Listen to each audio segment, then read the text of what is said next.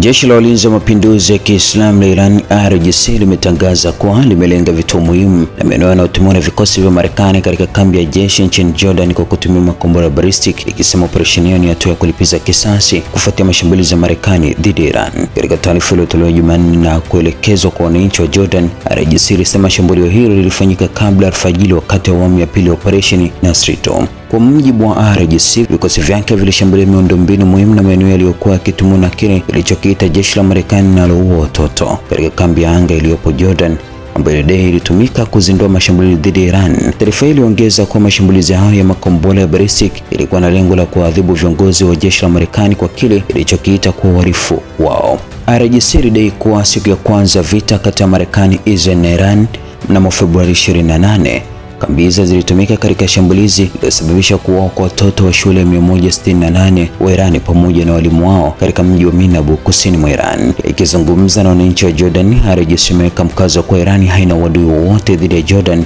wale watu wake, badala yake na heshima kubwa kwa wananchi wa Jordan, ikieleza kuwa wao wanaelewa kwa kina mateso ya Palestina, wanafahamu kile ilichokiita uhalifu wa Israel huko Gaza, ikieleza kuwa zaidi ya Wapalestina 70,000 wameuawa wakiwemo watoto 20,000 kwa ushiriki wa moja kwa moja wa Marekani. Aidha, IRGC ilisema kuwa kwa madai ya wananchi wa Jordan ya kuondolewa kwa kambi za kijeshi za Marekani katika eneo la Mashariki ya Kati yanaweza kuchangia kwa kiasi kikubwa kuokoa maisha ya Palestina pamoja na kurejesha usalama wa kikanda. Taarifa hiyo ilihitimisha kwa kuitakia Jordan maendeleo, heshima pamoja na ustawi. Katika taarifa nyingine, IRGC ilisema vikosi vyake vya majini na angani vimeshambulia meli ya kijeshi ya 5 ya jeshi la wanamaji la Marekani iliyoko Bahrain kwa kutumia makombora na ndege zisizo na rubani drones, na kudai kuharibu rada ya mfumo wa ulinzi wa pamoja wa Patriot pamoja na mifumo mingine ya rada katika awamu ya pili ya operation Nasr 2. Katika taarifa hiyo iliyotolewa na idara ya uhusiano wa umma ya IRGC, ilianza kunukuu aya ya Qur'ani inayosema, pigana nao, Mwenyezi Mungu atawaadhibu kwa mikono yetu,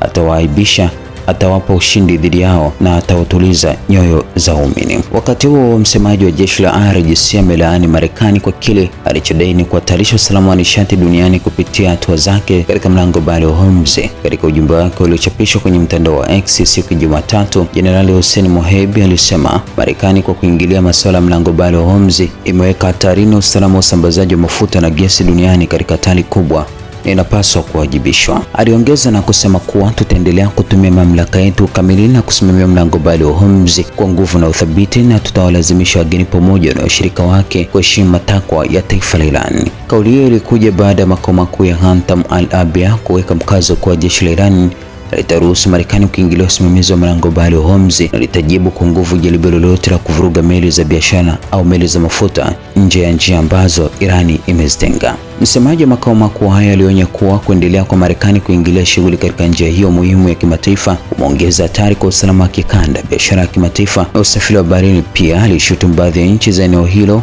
kwa kuongeza hatari ya vita kupanuka kwa kushirikiana na Washington. Aidha, aliweka mkazo kwa msaada wote wa vifaa au huduma za kijeshi utakaotolewa kwa vikosi vya Marekani utachukuliwa na Irani kama kitendo cha mamlaka na usalama wake wa taifa, huku akitaka Marekani na washirika wake kuwajibika kuzorota zaidi kwa hali ya usalama na kuongezeka kwa mzozo huko Mashariki ya Kati.